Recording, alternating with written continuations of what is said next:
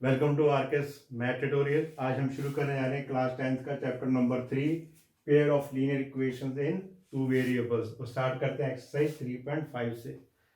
ये जो exercise that is based on the cross multiplication method. जो फर्स्ट क्वेश्चन है, दो इक्वेशन गिवन दी हुई हैं, हमें चेक करना है इनको भी, इनका यूनिक सोल्यूशन है, नो सोल्यूशन है और इनफाइनाइट मैनी सोल्यूशन। अगर in case of unique solution है, we have to find its solution by using cross multiplication method. ठीक है, स्टार्ट करते हैं। फर्स्ट को कंपेयर करेंगे पहले स्टैंडर्ड इक्वेशन से। Compare with a1x plus b1y plus c1 equal to 0। a1 की वैल्यू, x का कोएफिशिएंट क्या है 1, b1 y का कोएफिशिएंट -3, ऐसे c1 की वैल्यू -3। सेम वे इसको कंपेयर करेंगे। Compare with a2x plus b2y plus c2 equal to 0। तो a2 की value 3, b2 equal to -9, c2 equal to -2। Okay, ठीक है। रेशियो फाइंड करें। a1 upon a2 1/3, b1 by b2 -3 divide by -9 cancel होके 1/3। Same आ रही है अभी तक। तो c1 by c2 -3 by -2 which is equal to 3/2। अगर तीनों को कंपेयर करके देखते हैं हम, तो लगता है कि a1 by a2 equal to b1 by b2 not equal to c1 by c2. It means given pair of linear equations have no solution, ठीक है। सेकंड क्वेश्चन की तरफ चलते हैं। इसको पहले स्टैंडर्ड फॉर्म में लिखते हैं। 2x plus y minus 5 equal to 0। Compare करेंगे। Compare with a1x b1y plus c1 equal to 0। तो a1 की value 2, b1 equal to 1, c1 equal to -5। Same way इसको पहले स्टैंडर्ड इक्वेशन में कन्वर्ट करते हैं। -8 इक्वल टू 0। इसको भी कंपेयर करेंगे। Compare with a2x plus b2y plus c2 equal to 0। ठीक है, तो भाई कोएफिशिएंट देख लेते हैं क्या क्या आ रहा है। a2 की वैल्यू इधर 3 है और b2 की वैल्यू 2 और c2 की वैल्यू -8। जैसे यहाँ रेशियो फाइंड किया था, यहाँ पर भी रेशियो फाइंड करते हैं।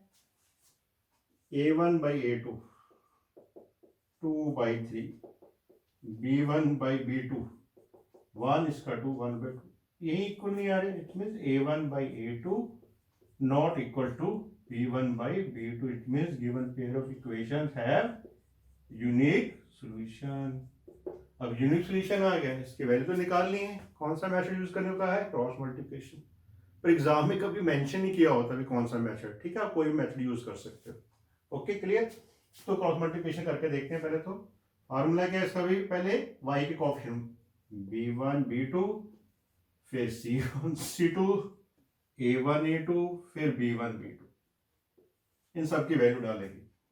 तो b1 b2 की वैल्यू यहां से लिख लेते हैं। अभी 1 है, इसका 2 है, 1 2। c1 की वैल्यू -5 -8 -5 -8। a1 a2 की वैल्यू 2 और 3। फर्स्ट वाली वैल्यू आपने रिपीट करनी है 1 और 2। पहले इनका पेयर बनाएंगे बेटा, तो यहाँ से हमारी x की वैल्यू आएगी। फिर इन दोनों का पेयर बनाएंगे, यहाँ से हमारी y की वैल्यू आएगी। फिर लास्ट कंपेयर करेंगे तो कांस्टेंट 1। कैसे देखो, x की वैल्यू कैसे निकालें? फिर इन दोनों को मल्टीप्लाई करेंगे। 1 इंटू -8 -8। फिर नीचे से ऊपर मल्टीप्लाई करनी है। 2 इंटू -5 -10। जब आपने नीचे से ऊपर मल्टीप्लाई करनी है, जो भी साइन आएगा उसका ऑपोजिट साइन लिखना है। अगर नेगेटिव साइन आ रहा है तो प्लस साइन लिखना है। तो यहाँ पर क्या आ रहा है? 2 इंटू -5 -10, तो आपने +10 लिखना है। अब सेकंड पेयर y की निकालनी है भाई। 5 इंटू 3 15, 8 इंटू +16 आ रहा है पर हमने -16 लिखना है। लास्ट में कांस्टेंट 1। 2 इंटू 2 4, 3 इंटू 1 +3 है तो -3 यूज करना। तो x के नीचे क्या आ गया भाई? हमारे 2 आ गया, y के -1 और 1/1। इनको कंपेयर कर लेते हैं। फर्स्ट है, सेकंड है और ये थर्ड है। पहले फर्स्ट और सेकंड लिखते हैं हम लोग, क्या रिजल्ट आता है देखें। x/2 फर्स्ट और third equal to 1/1। Cross multiply करेंगे x इक्वल टू। अब सेकंड और थर्ड कंपेयर करते हैं। सेकंड की वैल्यू क्या है, y upon -1 equal to 1, cross multiply करेंगे तो y इक्वल टू -1। तो हमारा आंसर क्या है, x equal to y equal to -1, that is your answer. Okay clear. Question number first का थर्ड पार्ट, पहले 20 को लेफ्ट साइड में लेके जाएंगे, स्टैंडर्ड फॉर्म में लिखते हैं इसको, -20 इक्वल टू 0, कंपेयर करेंगे, compare with a1x plus b1y plus c1 equal to 0, a1 की वैल्यू 3, b1 इक्वल टू -5 और c1 equal to -20। Same way second equation को स्टैंडर्ड फॉर्म में लिखेंगे, पहले -40 equal to 0, compare with a2x plus b2y plus c2 equal to 0। तो a2 की value 6, b2 comes out to -10 और c2 equal to -40। ठीक है, सबसे पहले तो आपने कंपैरिजन करना है। ओके क्लियर हो गया। अब हम क्या करेंगे, रेशियो फाइंड आउट करते हैं। a1/a2 that is equal to 3/6, 1/2, b1/b2 that is equal to -5/10, ये भी 1/2, c1/c2 -20/40, 1/2। तो क्या हुआ यहाँ पर, here a1 over a2 equal to b1 over b2 equal to c1 upon c2। अगर तीनों रेशियो सेम आ जाए तो उस केस में सोल्यूशन क्या होगा, infinite many solution, infinite many solutions. Okay clear हो गया आपको, मैनी। नेक्स्ट करते हैं, पहले इसको कंपेयर करेंगे। ठीक है, compare with a1x plus b1y plus c1 equal to 0, a1 की वैल्यू 1, b1y का कोएफिशिएंट क्या है -3 और c1 की value -7। Same way here compare with a2x plus b2y plus c2 equal to 0, a2 equal to 3, b2 equal to -3 और c2 equal to -15।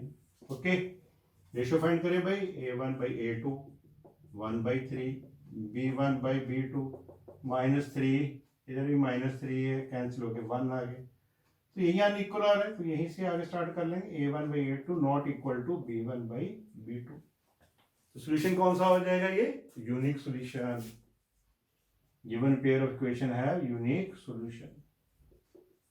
अब cross multiplication method use करेंगे। उसका मैंने क्या बताया था, पहले कोएफिशिएंट b1 b2 लिखना है, फिर आपने c1 c2, फिर a1 a2 के को, फिर अगेन b1 b2। ठीक है, पहले b1 b2 लिख लें, -3, उसके c1 -7 -15। ओके, उसके बाद a1 a2 1 और 3, फर्स्ट वाले को आपने फिर बीट कर लेना है, -3 इन दोनों की पेयरिंग करेंगे तो x की वैल्यू आएगी, इन दोनों की पेयरिंग कंपेयरिंग करेंगे तो y, इसका पेयर लेंगे तो कांस्टेंट। कैसे देखो, x अपॉन, पहले लिख लो y अपॉन 1 x की वैल्यू निकालनी है, -3 को इससे मल्टीप्लाई किया, -3 इंटू -15 प्लस 45, -3 इंटू -7 प्लस 21। तो मैंने कहा था जब नीचे से ऊपर मल्टीप्लाई करना है तो साइन चेंज करना, -21, -7 इंटू 3 -21, -15 इंटू 1 -15 है, फिर साइन चेंज करेंगे, माइनस का प्लस यूज करेंगे, +15। सेम वे 1 इंटू -3 किया तो क्या आ गया हमारे पास, -3। जब 3 को -3 से करेंगे तो -9 आता है, पर हम क्या यूज करेंगे, +9, ऑपोजिट साइन यूज करना है। तो x अपॉन 5 में 1 गया 4, 4 टू 24 आ गया, y अपॉन -6, 1 अपॉन -3 प्लस 9 6। इसको फर्स्ट मार्क कर लो, इसको सेकंड, इसको थर्ड। पेयरिंग बनाएंगे अब इसके साथ, पहले बनाएंगे हम फर्स्ट और थर्ड की pairing. x upon 24 equal to 1/6, इसको इधर मल्टीप्लाई करेंगे तो x इक्वल टू 24/6, ये इससे बेटा कैंसिल हो जाएगा, तो x इक्वल टू 4। अब सेकंड और थर्ड की पेयरिंग करेंगे। सेकंड क्या था, y अपॉन -6 इक्वल टू 1/6, इसको उधर लेके जाएंगे तो y इक्वल टू -6/6 कैंसिल होके -1। तो आंसर क्या है, x equal to 4, y equal to -1, that is your answer. Okay clear. Next question की तरफ, सेकंड का first part. For what values of A and B the given equation have infinite many solutions. ठीक है, तो इसको पहले standard form में करते हैं। -7 = 0 कंपेयर करेंगे, compare with a1x plus b1y plus c1 = 0। a1 की वैल्यू 2, b1 = 3 और c1 की वैल्यू क्या आ गई है, -7। इसको भी पहले स्टैंडर्ड फॉर्म में लिखते हैं। a minus B into X, a plus B into Y. ये पार्ट लेफ्ट में माइनस हो जाएगा, कॉमन साइन रखते हैं नेगेटिव। ओके, इसको भी कंपेयर करते हैं। Compare with a2x plus b2y plus c2 = 0। यहाँ से a2 की वैल्यू क्या आएगी भाई, a माइनस बी, और b2 की वैल्यू a प्लस बी, और c2 की वैल्यू माइनस साइन के साथ 3a प्लस b minus. For infinite many solutions,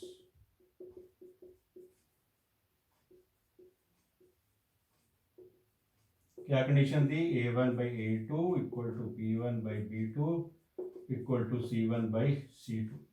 okay, value डालते हैं सारी। ये 2/b1 की वैल्यू 3 थी और c1 की वैल्यू -7।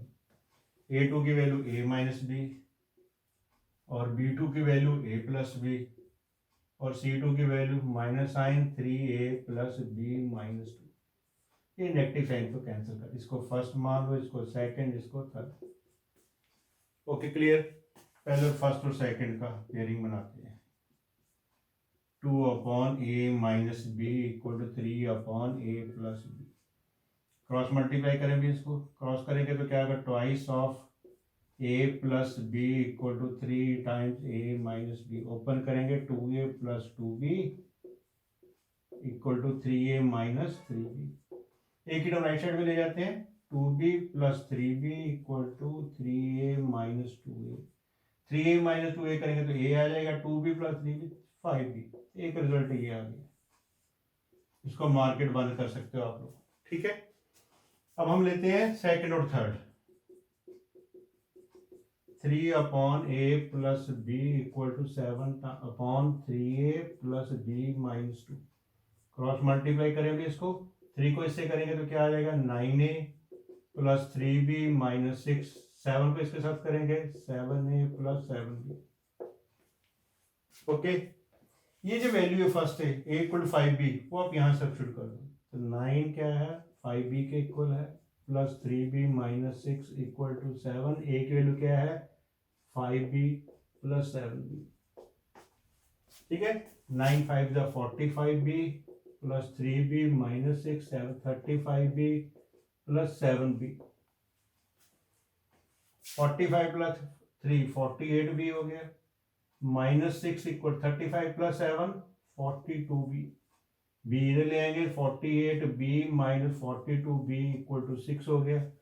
48 में से 42 माइनस करेंगे तो 6b आ जाएगा, तो 6b की वैल्यू 6 आ गया, तो वी कैन से b = 1। ठीक है, a चाहिए था हमें, तो a चाहिए, a की वैल्यू यहां निकाल देंगे फ्रॉम फर्स्ट। b की वैल्यू आपकी 1 आई है, तो a = 1 आपका आंसर। तो आंसर क्या आ रहा है, a = 1 and b is also equal to 1। a = 5 हो जाएगा बेटा यहाँ पर, a = 5। ठीक है, क्लियर हो गया। चलो नेक्स्ट करें। फॉर व्हाट वैल्यू के गिवन इक्वेशन है नो सॉल्यूशन। पहले स्टैंडर्ड फॉर्म में कन्वर्ट कर लेते हैं। 3x plus y minus 1 = 0। इसको 2k minus 1 into X k minus 1 into Y minus 2k plus 1 = 0। ठीक है, कंपेयर करेंगे इसको भी। Compare with a1x b1y c1 = 0।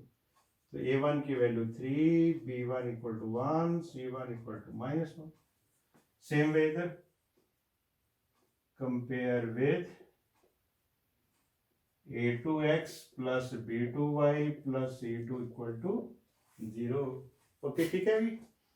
तो a2 comes out to B, a2 की क्या वैल्यू है, 2k माइनस 1 और B2 की वैल्यू क्या आ रही है भाई, ये y का कॉफिशिएंट दिया हुआ है k-1 और C2 की वैल्यू ये वाला पार्ट -2k+1। ठीक है, कंपैरिजन हो गया। अब रिक्वायरमेंट क्या है, नो सॉल्यूशन। नो सॉल्यूशन की कंडीशन क्या है, for no solution A1 upon A2 equal to B1 by B2 not equal to C1 by C। A1 की वैल्यू क्या है, 3 है और B1 की 1, C1 की वैल्यू -1, A2 की वैल्यू 2k-1 और B2 की वैल्यू k-1 और C2 की वैल्यू -2k+1। इसको तो कैंसिल ही हो जाएगा। ठीक है, फर्स्ट और सेकंड कंसीडर करेंगे, ये फर्स्ट सेकंड ये थर्ड। फर्स्ट सेकंड को अगर हम सिंप्लीफाई करते हैं तो 3/2k-1 equal to 1/k-, cross multiply करेंगे तो ये आ जाएगा 3 times k-1 equal to 2k-1, 3k-3 equal to 2k-1। k की टर्म लेफ्ट साइड में ले जाते हैं, ये -3 जो लिखा है उधर जाके +3 हो जाएगा, तो k इक्वल टू 2। ठीक है, वैसे तो आंसर आ गया, उसको वेरीफाई भी करना। Let us verify the answer, let us verify. वो रेशियो निकाल के चेक करेंगे फिर से। A1 by A2, A1 की वैल्यू क्या थी 3/2k-1, तो k की वैल्यू हमने निकाली थी 2, 2 into 2 4 -1 3/3 1। B1 by B2 की वैल्यू 1/k-1, k की वैल्यू थी 2 -1, 1 आ गई भाई। अब C1 by C2, negative sign तो हमने कैंसिल कर ही दिया था, 1/2k+1 रह गया। k की वैल्यू 2 सब्स्टिट्यूट करेंगे, 2 into 2 + 1 4, 1/5। तो क्लियरली क्या है भाई, A1 by A2 equal to B1 by B2 आ रहा है, but not equal to C1 by C2। यही हमारी कंडीशन थी। ओके, क्लियर हो गया। Next question number 3, solve by substitution method और क्रॉस मल्टीप्लिकेशन। हम सब्स्टिट्यूशन से करते हैं, इजी है। इस इक्वेशन से पहले हम x की वैल्यू निकाल लेते हैं, 9 - 5y और x comes out to be 9 - 5y by 8। इसको मार्क कर लेते हैं 1, ये यूज करते हैं इसके अंदर। यूजिंग फर्स्ट 3, x की वैल्यू क्या है 9 - 5y by 8 + 2y equal to 4। 8 LCM आ रहा है बच्चे नीचे, तो सबको 8 से मल्टीप्लाई कर देते हैं। मल्टीप्लाई ईच बाई 8, जो भी एलसीएम होगा। ठीक है, तो ये हो गया 3 into 9 - 5y, 8 2 = 16y, 8 4 = 32। ओपन करें, 27 - 15y + 16y equal to 32। Okay, ठीक है, -15 + 16 1y, जिसको हम सिंपली y लिखेंगे। 32 27 माइनस कर देते हैं, तो y इक्वल टू 5। एक आंसर आ गया। y की वैल्यू 5 कहाँ सब्स्टिट्यूट करेंगे, फर्स्ट के अंदर। Therefore x equal to 9 - 5 into 5 by 8, 9 minus 25 by 8 minus 16 by 8, 2 से कैंसिल हो गया, तो x इक्वल टू -2। तो यही आपका आंसर है, x2 y 5। ठीक है, क्लियर हो गया, so simple. Next question very important. कहते हैं part of monthly hostel charges is fixed and the remaining depends upon the number of days one has to taken food। कहता hostel charges तो fix हैं, देने हैं। वो खाने के चार्जेस कितने देने हैं, जितने दिन आप खाना खाओगे पर डे के हिसाब से। ठीक है, when a student A takes food for 20 days, तो उसको पे करने पड़ते हैं ₹1000। और स्टूडेंट B जो है तो 26 डेज के लिए अगर फूड लेता है तो उसको पे करते पड़ता है 1180। सपोज क्या कर रहे हैं, जो फाइंड आउट कर, फाइंड द फिक्स चार्जेस, तो यही सपोज कर लेते हैं, let the fix charges equal to ₹x। Next क्या है, cost of food per day, ये भी सपोज करेंगे, and cost of food per day, एक दिन का खाने का खर्चा ₹y। पहले स्टूडेंट ए की बात करते हैं। स्टूडेंट ए, स्टूडेंट ए का क्या दिया भाई, 20 डेज खाना खाता है तो उसको 1000 पे करने पड़ते हैं। ठीक है, एक्स तो उसको देने हैं। एक दिन का खर्चा कितना खाने का, ₹y है। फिर कितने दिन खाना खाया उसने, 20 डेज तो ये बन जाएगा 20y। कितनी अमाउंट पे किया उसने 1000 तो इक्वल टू 1000, ये फर्स्ट कंडीशन। ऐसे स्टूडेंट बी के लिए लिखेंगे 26 डेज, हॉस्टल के चार्जेस तो एक्स देने ही देने हैं, पर डे फूड के चार्जेस थे ₹वाई, कितने दिन फूड लिया उन्होंने 26 डेज तो 26y। कितनी पेमेंट की थी उसने 1180। बस सिंपल से दो इक्वेशन आ गए, इसको सॉल्व कर दें, क्लियर है। सीधा माइनस कर देते हैं, एक्स एक्स कैंसिल हो जाएगा, 1 - 2 माइनस करोगे साइन चेंज हो जाते हैं, तो ये एक्स एक्स कैंसिल हो जाएगा। 20 में से 26 गए तो -6y, 1000 में से 1180 करेंगे तो -180, नेगेटिव साइन कैंसिल, तो y की वैल्यू 180 डिवाइड बाय 6 30। ठीक है, ओके, क्लियर हो गया। अब ये वैल्यू आप फर्स्ट में डाल सकते हैं, from first x plus 20y, y की वैल्यू थी 30 equal to 1000, x 2 3 600 equal to 1000, x equal to 1000 minus 600 that is equal to 400। यही हमारा आंसर है। x वैल्यू क्या है 400, क्या पूछा था fix charges, therefore fix charges for hostel हो गया ₹400, ठीक है। और cost of food per day, cost of food per day हमने y की वैल्यू निकाली थी, दैट इज ₹30। ये हमारा आंसर है, okay. Next question, if fraction become 1/3 when 1 is subtracted from the numerator and become 1/4 when 8 is added to the denominator, find the fraction। तो वो suppose करते हैं भाई, let the fraction be x upon y, x part जो है इसका numerator part है और जो y जो है डिनोमिनेटर पार्ट,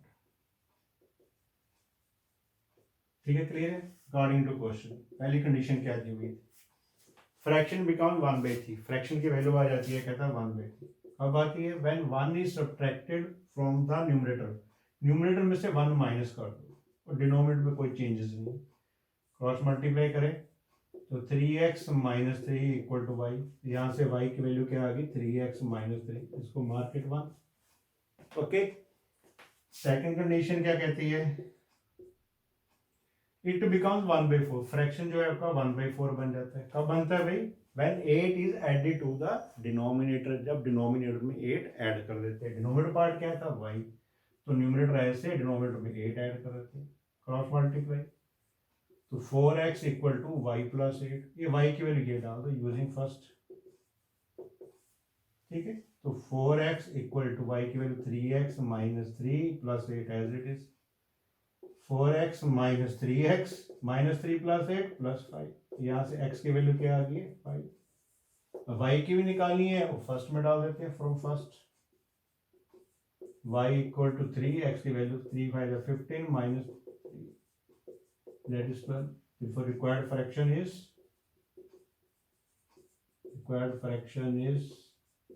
क्या था भाई x upon y, तो x की वैल्यू क्या है 5 है, y की वैल्यू 12 है, ये आपका answer, okay, clear. Next question चलते हैं, कहना Yash score 40 marks in a test, 3 marks for each right answer और losing 1 mark for wrong answer, ठीक है। सेम वे सेकंड कंडीशन दी है, पूछ क्या रहा how many question were there in the test, भी कितने उसने राइट आंसर दिए हैं, कितने रॉन्ग आंसर दिए हैं, उनको कहता है ऐड करके बताना आपको, ठीक है। सपोज कर लेते हैं, let the number of right answers, उसने जो राइट आंसर दिए वो x थे, let the number of wrong answer, जो उसने रॉन्ग आंसर दिए हुए हैं, that is equal to y। पहली कंडीशन की बात करें यश की, according to question 3 marks for each right numbers for right answers, right answers के उसके कितने नंबर मिलेंगे,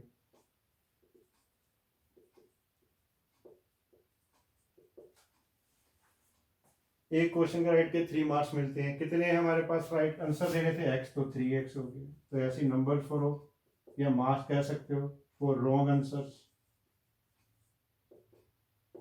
वो वाई हो जाएगा। कितने मार्क्स डिडक्ट करते हैं रॉन्ग आंसर के लिए? 1 मार्क्स, तो 1 into y. Y according to question उसके मार्क्स मिले कितने हैं अभी? जो रॉन्ग हुए हैं वो तो माइनस हो जाएंगे नंबर, तो 3x minus y equal to marks है उसके 40। क्लियर? तो यहाँ से वैल्यू निकाल सकते हो 3x minus 40 equal to y. Y की वैल्यू डायरेक्ट आ गई हमारे पास। ठीक, सेकेंड कंडीशन हम डायरेक्ट लिख लेते हैं। सेकेंड कंडीशन में क्या था अभी उसके पास? 4 marks awarded for each correct answer. तो राइट आंसर कितने थे, करेक्ट आंसर कितने थे? x थे, तो अकॉर्डिंग टू क्वेश्चन क्या हो गया? 4x हो गया। 2 marks deducted for each incorrect answer. 2 marks deduct होते हैं रॉन्ग आंसर्स के लिए। तो कितने थे रॉन्ग आंसर के? कितने दिए उसने? y दिए। 2 into Y 2y, 4x minus 2y। तो उसके मार्क्स कितने आए हैं बच्चे? 50 marks equal to 50। Okay clear? पहले तो इसी को सिंप्लीफाई करो। देखो 2 के टेबल में डिवाइड हो रहा है, तो divide each by 2। Divide each by 2 से आप डिवाइड कर दो इसको। 2 से डिवाइड करोगे 2x minus y equal to 25। y की वैल्यू फर्स्ट से सब्स्टिट्यूट कर दो using first. 2x minus y की वैल्यू क्या थी? 3x minus 40 equal to 25। 2x minus 3x plus 40 equal to 25 minus x। 25 minus 40 minus 15। तो x की वैल्यू क्या आ गई? नेगेटिव से दोनों तरफ कैंसिल, 15 आ गई। x की वैल्यू कहाँ सब्स्टिट्यूट करेंगे? फर्स्ट के अंदर। फ्रॉम फर्स्ट y की वैल्यू हो गई 3, x की वैल्यू 15 माइनस 40, 45 माइनस 45। इसका मतलब करेक्ट जो उसने आंसर दिए तो क्वेश्चन कितने थे? 15 थे। राइट आंसर वाले कितने क्वेश्चन थे उसके बाद? 5। तो उसे पूछा क्या था? How many question were there in the test? तो total questions in the test, that is your x plus y 15 plus 5 20 question थे जो उसने आंसर दिए। Okay clear? Very important question. Next question fourth part, the places A and B are 100 kilo apart on a highway। Highway के ऊपर दो places है A and B, उनके बीच में डिस्टेंस है 100 kilometre. Clear? One car start from A, another from B at the same time. दोनों point से ऊपर ए प्लेस से और बी प्लेस दोनों कार सेम टाइम पे स्टार्ट होती हैं। सो फर्स्ट क्या है? The car travel in the same direction at different speed. दोनों कारों की स्पीड डिफरेंट है और एक ही डायरेक्शन में जा रही है। They meet in 5 hours. तो 5 आवर्स के बाद दोनों कारें मिल जाती हैं। If they travel toward each other, अगर दोनों कारें एक ही ऑपोजिट डायरेक्शन में एक आमने सामने आती हैं तो both meet in 1 hour. What are the speeds of car? ठीक है, तो पहले स्पीड सपोज कर लेते हैं। Let the speed of car at place A that is equal to x kilometer per hour. Speed of car at place B equal to y kilometer per hour. Case first, पहला case discuss करते हैं। कौन सा case भाई? Same direction, both cars move in same direction. Let us see क्या situation है। इस तरह की सिचुएशन है बेटा, एक ए पे कार है, एक बी पे कार है। इसकी स्पीड जो है x किलोमीटर पर आवर है, ये भी लेफ्ट टू राइट मूव कर रही है। बी पे जो कार है उसकी स्पीड थी हमने की थी y किलोमीटर पर आवर, ये भी। पर कहता है दोनों कार मीट कब करती हैं? After 5 hours. मान लो 5 आवर्स के बाद ये सी पॉइंट पे पहुंच जाती है, यहाँ पर मीट करती है दोनों कारें आफ्टर 5 आवर्स। तो वही लिखते हैं, late both cars meet at point C in 5 hours। ठीक है, क्लियर हो गया? ए बी डिस्टेंस दिया होगा हमारे पास, दैट इज योर 100 किलोमीटर। ठीक है, फॉर कार एट ए, इसकी बात करते हैं हम लोग। फॉर कार एट ए पे जो कार थी उसकी स्पीड पता है आपको, टाइम पता चल गया, डिस्टेंस निकालना है। तो फार्मूला क्या आता है? Speed equal to distance upon time. तो distance equal to speed into time. Distance travelled by car at A in 5 hours। अगर फिगर से देखें तो डिस्टेंस कितना ट्रैवल कर ए से लेकर सी तक, ए सी, ठीक है, that is equal to x into 5, that is equal to 5x kilometre, speed into time, clear. For car at B, उसका भी सेम ऐसी, डिस्टेंस ट्रेवल्ड इन 5 hours, वो बी से सी जाएगा तो उसका बी सी डिस्टेंस हो गया, वाई स्पीड है 5 आवर है तो 5y हो जाएगा, 5y किलोमीटर। पर हमें गिवन क्या दिया हुआ, ए बी है। ए बी कैसे आएगा, ए सी में से हम बी सी माइनस करें तो will get A B, clearly A C minus B C equal to A B. A C की वैल्यू थी हमारे पास 5x और बी सी की थी 5y, ए बी तो गिवन दिया हुआ 100 किलोमीटर, डिवाइड बाई 5, 5 कॉमन आ रहा है, डिवाइड बाई 5, तो ये x हो जाएगा, ये माइनस वाई, ये 20, ये फर्स्ट इक्वेशन, क्लियर है। के सेकंड आगे क्या कह रहा था वो, if they travel towards each other,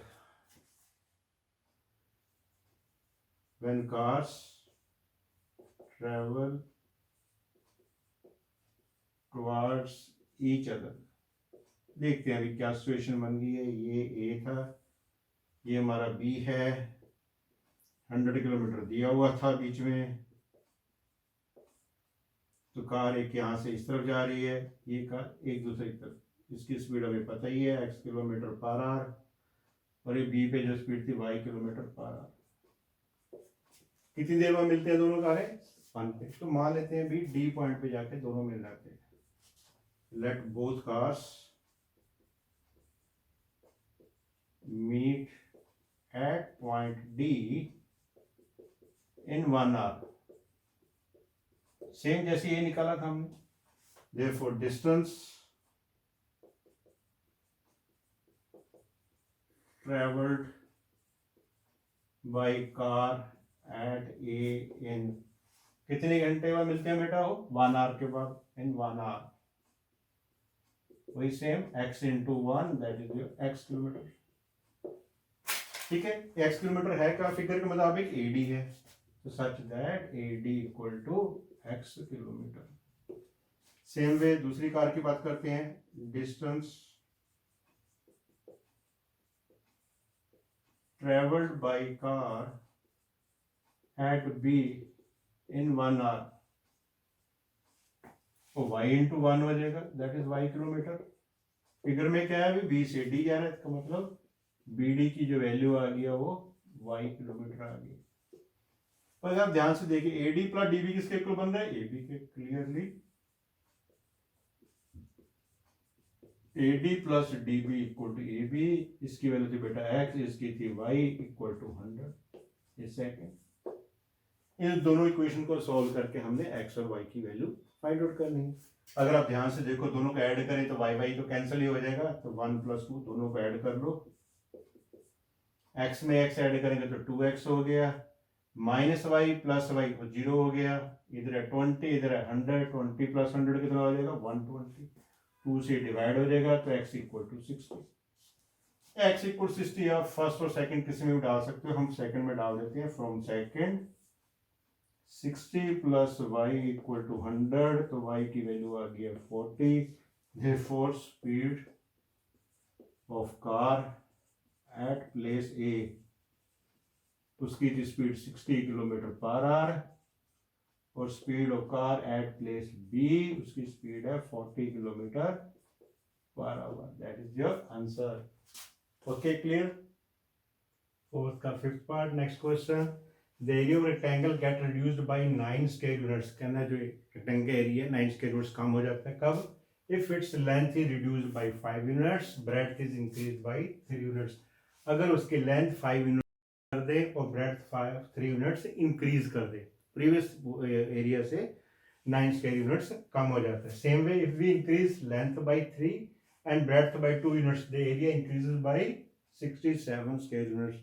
find the dimensions of the rectangle. पहले डायमेंशंस पोज करते हैं। Let the length of the rectangle that is equal to x units. Let the breadth of the rectangle equal to y units. Area of rectangle, length into breadth, x y square units. अब चलते हैं condition case 1। पहला case क्या दिया उसने? Length is reduced by 5 units. पहले length थी x, अब 5 यूनिट्स कम होगी तो न्यू लेंथ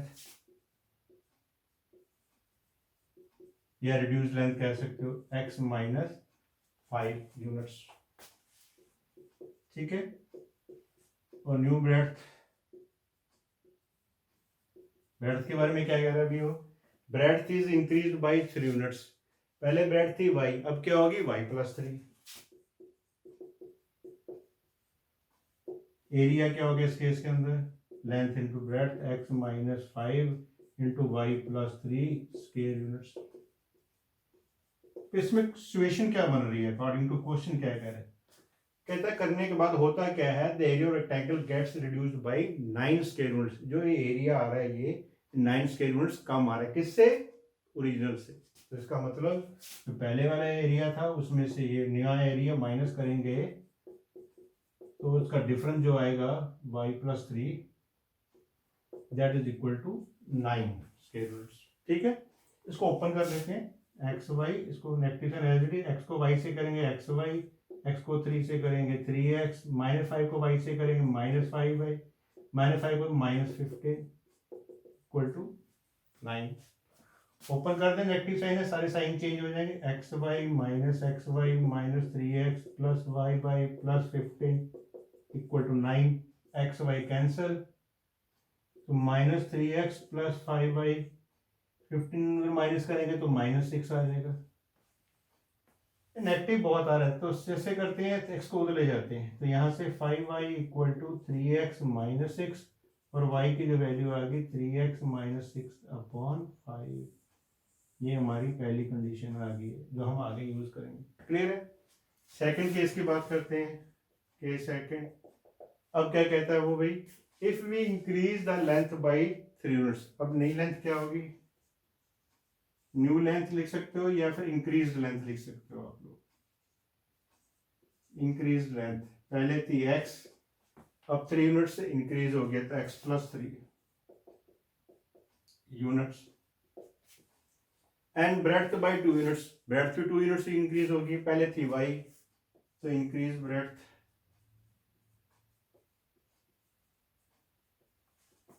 वो कितना हुआ 2 यूनिट्स तो y प्लस 2 यूनिट्स। तो एरिया क्या आ रहा है इस केस के अंदर? Length into breadth x plus 3 into y plus 2 square units according to question. और ये करने के बाद हुआ क्या है करते हैं, if we increase the length by 3 units, breadth by 2 units, the area increases by 67 square unit. ये जो एरिया आया है ये ओरिजिनल एरिया से कितना ज्यादा है? 67। मतलब ये ज्यादा है ये कम है, इसमें से वो माइनस कर देंगे।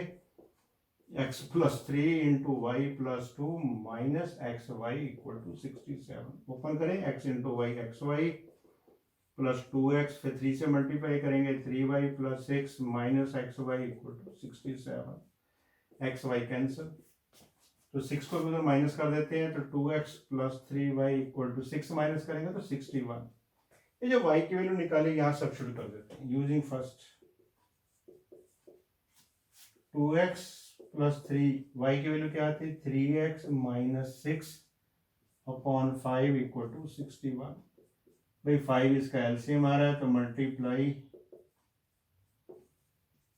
ईच बाई 5 से मल्टीप्लाई, 5 टू ज़ा 10x, या तो 5 कैंसिल हो जाएगा 3 टाइम्स 3x माइनस 6, 5 को इससे करेंगे 5 1 ज़ा 5 6 ज़ा 30 305 ब्रैकेट ओपन करें 9x माइनस 18 इक्वल टू 305 10 और 9 19x 305 plus 18 19x equal to 323 तो x इक्वल टू 323 को 19 से हम डिवाइड 17 आ जाएगा। तो x की वैल्यू क्या आ गई है 17। ये वैल्यू x की आप कहाँ सब्स्टिट्यूट करेंगे फर्स्ट के अंदर। From first y equal to 3 into 17 minus 6/5 51 minus 6/5 45/5 ये आ गया 9। इसका मतलब जो हमारी लेंथ थी length of rectangle that is equal to 17 units और ब्रेड्थ ऑफ रेक्टेंगल जो आया answer that is your 9 units. ये हमारा आंसर है। होप आपको क्लियर हो गया होगा ये। ओके ठीक है। होप ये वीडियो आपके लिए यूजफुल रहा होगा। अगर आप मेरे चैनल के और अपडेट जानना चाहते हो प्लीज़ मेरे चैनल को लाइक करें, शेयर करें, सब्सक्राइब करें और कमेंट करना ना भूलें। Thank you so much.